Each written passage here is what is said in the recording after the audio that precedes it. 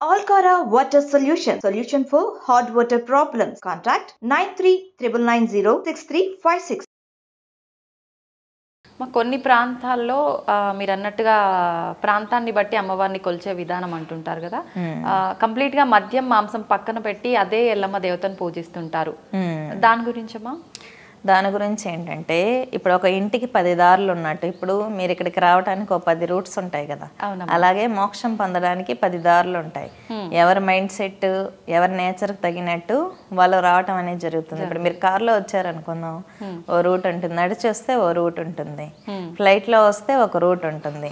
అలాగా మన నేచర్, మన స్థితిని బట్టి, ఇప్పుడు మీకు జీవితం మీద విరక్తిగా ఉంది, పెళ్లి మీద వ్యామోహం లేదు, మీ శరీరం మీద మీకు ఆధిపత్యం ఉంది అనుకుందాం, అప్పుడు బ్రహ్మచర్య దీక్ష తీసుకొని మోక్షం పొందడం, దైవ దర్శనం అనేది జరుగుతుంది.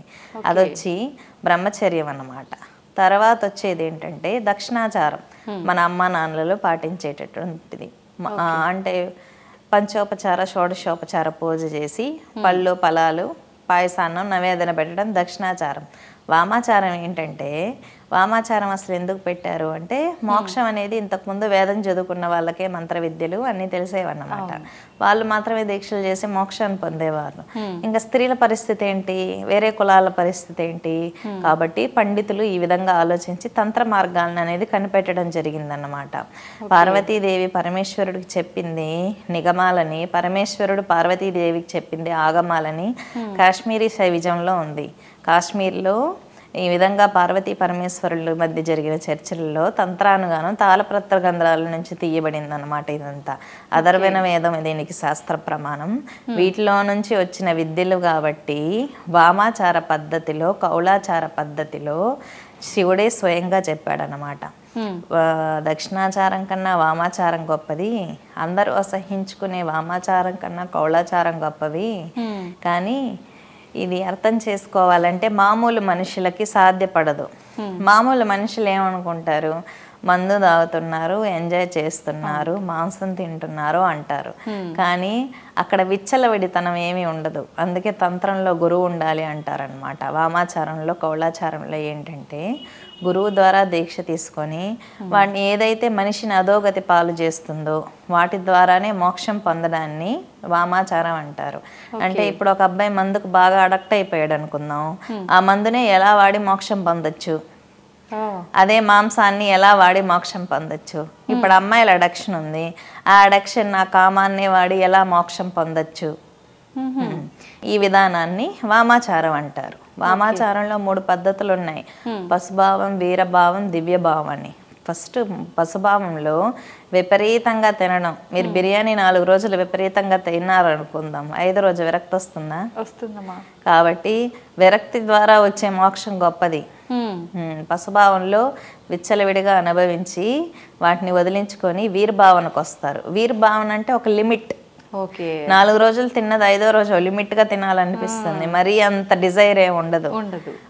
కాబట్టి వీరభావనలో నేను ఇంతే తినాలి, ఒక అమ్మాయితోనే ఉండాలి, విచ్చలవిడితనం పనికిరాదు అని వస్తుంది.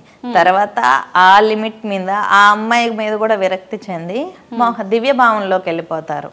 అంటే బయట ఏమీ లేదు, నాలోనే అన్నీ ఉంది, నేనే దేవుణ్ణి అన్న స్టేట్కి వస్తారు. దివ్య భావంలో నాలోనే అంతా ఉంది, నేనే సర్వం నిండి ఉన్నాను, అది ఎక్స్పీరియన్స్ అవుతుంది. ఇది భగవద్గీతలో శ్రీకృష్ణ పరమాత్ముడు ఎప్పుడో చెప్పాడు, కానీ మామూలు సామాన్యమైన ప్రజలకి ఇది అర్థం కాదు. ఎందుకంటే ఇప్పుడు లడ్డు స్వీట్ గా ఉంది అనటం వేరు, తిని టేస్ట్ చేసి ఎక్స్పీరియన్స్ పొందడం వేరు కదా. ఎక్స్పీరియన్స్ అవుతాడు, ఆ దివ్యశక్తులు వస్తాయి, అందరి నేచర్ తెలుస్తుంది, అందరిలో ఆత్మే ఉంటుంది. అన్ని ఆత్మలు చనిపోయినప్పుడు యూనివర్స్ లోనే కలుస్తూ ఉంటాయి, మనం అందరూ ఆ ప్లేస్ లో కలిసిపోతాం. అందుకే హిందుత్వంలో సర్వే జన సుఖినో భవంతు అంటారు. ఎందుకంటే అందరూ బాగుంటే మనము బాగుంటాం. అంటే ఏంటంటే, ఈ జన్మలో మీరు ఈ శరీరాన్ని ధరించి ఉన్నారు, మనమంతా ఒక చోట కలుస్తాం, పరమాత్మలో లీనమైపోతాం. ఇది యూనివర్సల్ ట్రూత్. కానీ తన పర భేదాలు ఎప్పుడు ఉంటాయి, హ్యూమన్ బాడీ మీద కాన్షియస్నెస్, చుట్టూ సరౌండింగ్స్ మీద కాన్షియస్ స్టేట్ ఉన్నప్పుడు వాళ్ళు వేరు వీళ్ళు వేరు. చాలామంది మంత్ర సాధనలు చేసేవాళ్ళు వాళ్ళు నాశనం అయిపోవాలి, వీళ్ళు నాశనం, వీళ్ళు బాగుండకూడదు, వాళ్ళు బాగుండకూడదు, ఇలా ఉంటారు. ఇలా ఉన్న నేచర్ ఉన్నప్పుడు ఎంత పూజలు చేసినా దివ్యశక్తి రాదు. బుద్ధి మారినంత వరకు మంత్రసిద్ధి అనేది కలగదన్నమాట.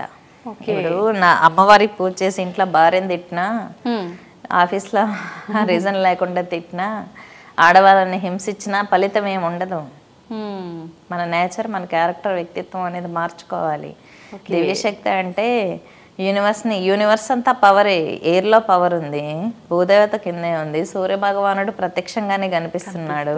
వాళ్ళు దేవతలే కదా, మరి సూర్యుడు దేవతే కదా. దేవుడు లేడు అంటారు, కనిపిస్తూనే ఉన్నాడుగా. ఎంతమంది దండం పెడతారు, ఎంతమంది సూర్య నమస్కారాలు చేస్తున్నారు. దేవుడు లేడంటే కనిపిస్తున్నాడు. ఇప్పుడు సూర్యుడు లేకపోతే మనం బతకగలమా? వాయువు లేకపోతే బతకగలమా? మరి ఎంతమంది ఆరాధిస్తున్నారు? దేవుడు ఉన్నాడా అంటే ఉన్నాడు ప్రత్యక్షంగానే, కానీ అబ్జర్వ్ చేస్తున్నారా వీళ్ళు? లేదు. కనిపించే వాటికి వాల్యూ తక్కువ అని అంటుంటారు కదా, అందుకే కొన్ని శక్తులు కనిపించవు. నదీమ తల్లులకు కూడా పుష్కరాలు వస్తూ ఉంటాయి. పుష్కరాలకు నదులకు ఆత్మలు ఉంటాయి. నదికి కూడా ఆత్మ ఉంటుంది, ఆమె దేవత. అక్కడికి వెళ్ళి పుష్కరాల్లో స్నానం చేయడం ద్వారా దర్శనం ఇస్తుంది. అక్కడికి వెళ్ళి సాధన చేస్తే నదులకు ఆత్మలు ఉంటాయి, వాళ్ళే దేవతలు. మరి పొందాలి, దీక్షలు చేసి మనం పవిత్రమై మనం చూడాలి. కానీ ఎంతసేపు మన కళ్ళు 2 చేతులతో మూసుకొని దేవుడు లేడు అంటే కాదు. మన ఐస్ మనమే ఓపెన్ చేయాలి, అప్పుడు దేవుడు కనిపిస్తాడు. అది కొన్ని ప్రత్యేకమైన సాధనలు ఉన్నాయి దేవతలు కనిపించాలన్నా, దర్శనం ఇవ్వాలన్నా. కానీ ఎంతమంది ప్రయత్నం చేస్తున్నారు? జస్ట్ వాదిస్తున్నారు అంతే. వాదిస్తున్నారు, దేవుడు లేదు అని వాదిస్తున్నాడు. కానీ ఎప్పుడన్నా ట్రై చేశాడా? ట్రై చేయట్లేదు కదా. దేవుడు రమ్మంటే పక్కింటి వాళ్ళు ఎదురింటి వాళ్ళే రమ్మంటే రారు. దేవత వస్తుందా? పరాదేవత. ఒక పద్ధతి అన్నీ ఉంటాయి. వాళ్ళు పూజించే పద్ధతులు. దేవతలు ఈ కాలంలో కూడా దర్శనం ఇస్తారు, యక్షిణీలు దర్శనం ఇస్తారు. అంతెందుకు, మన ఫ్యామిలీలో ఎవరైనా చనిపోయినా కూడా పిలిస్తే దర్శనం ఇవ్వగలరు. వాటికి ఒక పద్ధతి ఉంటుంది, ఆ పద్ధతులు ఫాలో అవ్వాలి. ఒక పద్ధతి అనేది ఉంది అన్నారు కదమ్మా, ఏంటమ్మా అసలు ఆ పద్ధతి? ఎవరికైనా సాధ్యం అవుతుందా ఆ పద్ధతి? ఎవరైనా చేయొచ్చు. హ్యూమన్ బాడీ ధరించిన వాళ్ళు ఎవరైనా, మానవ దేహంతో ఉన్న వాళ్ళు ఎవరికైనా ఆత్మ అనేది ఉంటుంది. ఇప్పుడు మనిషి చనిపోయినప్పుడు శరీరంలో నుంచి కొంత ఎయిర్ అనేది వెళ్ళిపోతుంది కదా, ప్రాణం వెళ్ళిపోతుంది. ఆ ప్రాణం ఏంటనే సైన్స్ ఐడెంటిఫై చేసిందా? ఆ శరీరం నుంచి అసలు ఏం వెళ్ళిపోతుంది అని? అవును, లేదు. ఐడెంటిఫై చేస్తే తీసుకొచ్చేసేది కదా, ఐడెంటిఫై చేయలేకపోతుంది. అంటే సైన్స్కి అందంది ఇంకా ఏదో ఉంది, మానవ మేధస్సుకి అందంది, దాన్నే అంటారు. కానీ మన అఘోరాలు చాలా మంది చనిపోయిన వాళ్ళని బతికించగలిగారు. హిస్టరీలో చాలా మంది యోగులు, ఋషులు బతికించగలిగారు. మన పురాణాల్లో కానీ హిస్టరీలో కానీ. ఎవరికైనా అంటే చావు బతుకులు అనేది భగవంతుడు చేతిలోనే ఉంటుంది. ఆల్రెడీ అతని ఎన్ని రోజులు అతను ఆ లైఫ్ లీడ్ చేయాలని ఉందో అది అయిపోయింది, వెళ్ళిపోయాడు. మళ్ళీ బతికించడం అంటే అది రూల్ ని బ్రేక్ చేసినట్టే. రూల్ ని బ్రేక్ చేసినట్టే, కానీ ఆ పాసిబిలిటీ ఉంది మన కొన్ని సాధనలలో. ఓకే, ప్రాణశక్తిని తీసుకుని వచ్చి మనిషిని బతికించగల ప్రాసెస్లు ఉన్నాయి. కానీ సైన్స్ దీన్ని అందుకోలేకపోతుంది. ఎందుకంటే సైన్స్ అనేది మెటీరియల్ వరల్డ్ని చూస్తుంది, అతీంద్రియ శక్తుల్ని చూడట్లేదు కదా. కాబట్టి మన ఈ ఋషులు, యోగులు వాళ్ళు ఫస్ట్ నక్షత్రాలు, సైన్స్ నక్షత్రాలు కనిపెట్టినప్పుడు, రాసుల్ని కనిపెట్టినప్పుడు, పురాతన దేవాలయ 5000-6000 సంవత్సరాల క్రితం ఉన్న దేవాలయాలపైనే గ్రహాలు ఏ విధంగా ఉన్నాయో చెక్కబడి ఉన్నాయి. మీరు అబ్జర్వ్ చేశారా? అంటే ఇవన్నీ ఎలా తెలిసిందంటే వాళ్ళు దివ్య దృష్టిలో చూసినవి, గ్రహాలు, నక్షత్రాలు అనేవి. ఋషులు దివ్య దృష్టిలో చూసి మన జాతకాలు గీయడం, గ్రహాలు గీయడం అనేది ఎప్పటి నుంచో జరిగింది. కానీ ఇది ఇప్పుడు సైన్స్ అనేది ఐడెంటిఫై చేస్తుంది అంతే. మన ఋషులు ఎప్పుడో జాతకాలు తయారు చేశారు, గ్రహాలను కనిపెట్టారు, గ్రహాలకు మంత్రాలని, బీజాక్షరాలని కనిపెట్టారు అన్నమాట. కాబట్టి దివ్య దృష్టి అనేది ఉంది, తపస్సు అనేది గొప్పది అని మన ఋషులు ఎప్పుడో ప్రూవ్ చేశారు. ఇంకొకటి, ఈ విధంగా ఒక పద్ధతి ఉంది అని చెప్పాను కదా, ఎవరైనా పొందొచ్చా అని అడిగారు మీరు. ఎవరైనా పొందొచ్చు. ఇప్పుడు మీరున్నారు, మీకు ఏదైనా డిజైర్ ఉంది అనుకుందాం, ఎవరినైనా చూడాలి అని. ఆ పద్ధతి ఏంటంటే, ఏదైనా దేవతను చూడాలని మీకు బలంగా ఉంటే ఒక సిద్ధ గురువు దగ్గర మంత్రదీక్ష తీసుకొని జపం చేసినప్పుడు ఆ దేవత తప్పకుండా దర్శనం ఇస్తుంది, కనీసం ఎక్స్పీరియన్స్లన్నా ఇస్తుంది. అది వచ్చి మీ క్యాపబిలిటీ మీదే ఆధారపడి ఉంటుంది అన్నమాట. అంటే మనం ఎలా పొందగలం, ఎలా చూడగలం, వెంటనే ఇప్పుడు దివ్యశక్తి అనేది మీ ఆత్మలో ప్రవేశించి మంత్ర చైతన్యం వచ్చిందనుకోండి మీ శరీరంలో, మీ మొహంలో కళ మారిపోతుంది, మీరే ఆ దేవతా రూపంలోకి మారిపోతారనమాట. బాగా జపం చేసి చేసి చేసి ఆ తేజస్సు దివ్యశక్తి వల్ల అదే రూపం ఆ అమ్మవారు ఎలా ఇప్పుడు త్రిపుర సుందరి సాధన చేసే వాళ్ళు ఉంటారు, వాళ్ళు దివ్యంగా వెలిగిపోతూ ఉంటుంది. కాళీ సాధకులు కాళీలాగే ఉంటారు. ఆంజనేయ స్వామి ఉపాసన చేసే వాళ్ళు ఉంటారు, ఆంజనేయ స్వామి లాగే కళ వస్తుంది వాళ్ళకి. ఉగ్ర నరసింహస్వామి ఉపాసన చేసే వాళ్ళు ఉంటారు, వాళ్ళు ఉగ్రంగానే కనిపిస్తారనమాట. అదేంటంటే మంత్ర చైతన్యం ఫ్రీక్వెన్సీస్ వల్ల మన ఫేస్ కట్టు తేజస్ కూడా అలాగే మారిపోతూ ఉంటుంది. కాబట్టి ఇది ఏంటంటే కొంతమంది అంటే ఓపెన్గా మనం దీన్ని చెప్పటం వల్ల పెద్దగా యూజ్ ఉండదు, ఎవరికి వాళ్ళు ఎక్స్పీరియన్స్ అవ్వాలన్నమాట. ఇప్పుడు నేను అంటాను అమ్మవారి దర్శనం వచ్చినప్పుడు ఇలా ఉంటుంది ఇలా ఉంటుందని నేను చెప్పచ్చు, ఇది నా ఎక్స్పీరియన్స్. కానీ సిచ్యువేషన్ ఫేస్ చేయాల్సిన మీరు లొకేషన్లో ఉన్నప్పుడు మీరు ఎలా అయినా బిహేవ్ చేయొచ్చు, మీ బిహేవియర్కి తగినట్టు దర్శనం ఎలా అయినా రావచ్చు కదా, దాన్ని నేను డిసైడ్ చేయలేను. కాబట్టి ఎవరి ఎక్స్పీరియన్స్ వాళ్ళదే డివోషనల్లో. కానీ ప్రతి ఒక్కరికి ఎవరి సమస్యలు వాళ్ళు సాల్వ్ చేసుకోగలిగిన కెపాసిటీ ఉంటుంది, ఎవరికి ఏ డిసైడ్స్ ఉన్నాయో ఫుల్ఫిల్ చేసుకోగలిగిన కెపాసిటీ ఉంటుంది. కాకపోతే మిమ్మల్ని గైడ్ చేసే వాళ్ళు ఉండాలి, కరెక్ట్గా ప్రాసెస్ చెప్పగలిగిన వాళ్ళు ఉండాలి, మీలో ఇంట్రెస్ట్ శరణాగతి ఉండాలన్నమాట. అది అలా భక్తి శరణాగతి ఉన్నప్పుడు ఆ టేస్ట్ తెలుస్తుంది. ఒక్కసారి మీరు యూనివర్స్లో ఏదైనా ఒక చిన్న వెలుగును కానీ చూడగలిగారనుకోండి, మీకు ఎవరు చెప్పాల్సిన పని లేదు, మీ జ్ఞానబోధ అవసరం లేదు కదా, ఎందుకంటే మీరు దాన్ని టేస్ట్ చేశారు, ఎలా ఉంటుంది దివ్యశక్తులు సూపర్ న్యాచురల్ పవర్స్ ఎలా ఉంటాయని టేస్ట్ చేశారు.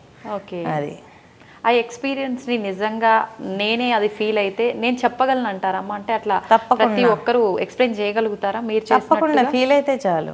ఎందుకు చాలా మంది చెప్పగలుగుతారు, ఎవరికి వాళ్ళు అది ఎక్స్పీరియన్స్ అవ్వాలి. ఎందుకంటే పూర్వజన్మ కర్మ ఫలాల వల్ల విద్య అనేది కొంతమందికి తొందరగా వస్తుంది, కొంతమందికి వెంటనే దర్శనాలు వచ్చేస్తాయి, కొంతమందికి 10 సంవత్సరాలైనా రాదు. ఎందుకంటే వాళ్ళ కర్మ అలా ఉంటుందన్నమాట. కొంతమంది బాగా ఇన్వాల్వ్ అయి చేస్తారు, ఆ నమ్మకము ఆ డిజైరు అది ఉండాలి, అది ఉంటే యూనివర్స్లో కనెక్ట్ అవుతాం. ఇప్పుడు మీరు ఎవరినన్నా వెళ్ళి దగ్గరకు తీసుకున్నారనుకోండి చిన్నపిల్లని, ఎక్కువ ప్రేమతో అఫెక్షన్తో తీసుకున్నప్పుడే కదా అమ్మాయి సైలెంట్గా ఉంటుంది. ఇప్పుడు పులులు సింహాలు ఉంటాయి, కళ్ళల్లోకి స్ట్రైట్గా చూసి శాంతంగా ఉండడం ద్వారా ఇప్పుడు చాలామంది టిబెటియన్ యోగుల ఆశ్రమాల్లో పులులు మేకలు కలిసి వాటర్లో నీళ్ళు తాగుతూ ఉంటాయి. ఎందుకంటే ఆ యోగి యొక్క తపశ్శక్తి వల్ల అన్నీ న్యూట్రల్ అయిపోతాయి, వాటి నేచర్ అవి మర్చిపోయి స్నేహంగా ఉంటాయి అన్నమాట, సాత్వికంగా ఉంటాయి. ఎందుకు అలా జరుగుతుంది అంటే ప్రేమ శక్తి మనలో ఉన్న పాజిటివ్ వైబ్స్ వల్ల వాటి మైండ్ని కూడా కంట్రోల్ చేయగలిగినంత తపోశక్తి మనకి వచ్చేస్తుంది. కాబట్టి ఏదైనా మనలో ఉన్న పవిత్రత తపశ్శక్తి నిజాయితీ లోక కళ్యాణం కోసం చేయాలనే ఆలోచన, ఎప్పుడు స్వార్థం కోసం చేయాలనుకునే పూజలు, స్వార్థపూరితమైన ఆలోచన వల్ల ఏది చేయాలనుకునే కార్యాలు ఎప్పుడు సక్సెస్ అవ్వవు. యూనివర్స్ దివ్యశక్తులు సిద్ధగురువులు వీళ్ళు ఏం చేస్తారంటే ప్లెయిన్ మైండ్ సెట్ ఎవరికి ఉంది, మంచి ఆలోచనలు ఎవరికి ఉన్నాయి, సొసైటీకి వీళ్ళు పనికొస్తారా లేదా చూసి వాళ్ళకి సహాయం చేస్తారే కానీ నేను బాగుండాలి, నా ఇల్లు బాగుండాలి, నా కొడుకు కూతురు బాగుండాలి అనుకుంటే యూనివర్స్ సహాయం చేయదు. అవసరం లేదు కదా, అమ్మవారికి భూమి మీద ఉండే వాళ్ళందరూ పిల్లలే, ఫ్యామిలీకి సహాయం చేయాల్సిన అవసరం ఏంది, ఫ్యామిలీకి కూడా చేస్తుంది. కానీ మనం చేయాల్సిన పద్ధతి ఉంటుంది. మనం ఒక సూపర్గా సుప్రీంగా ఎదగాలనుకుంటే నీకంటూ మంచి థాట్స్ పవిత్రత అనేది ఉండాలి, సొసైటీకి నిజంగా నీ ద్వారా ఏదైనా సర్వీస్ చేయగలగాలి. అలాంటప్పుడు మీరు 10 మందికి చెప్పగలుగుతారు. అది బూస్టింగ్ ఇస్తూనే ఉంటుంది మీకు యూనివర్స్. అది కాకపోతే మీరు బిలీవ్ చేయాలి అంతే.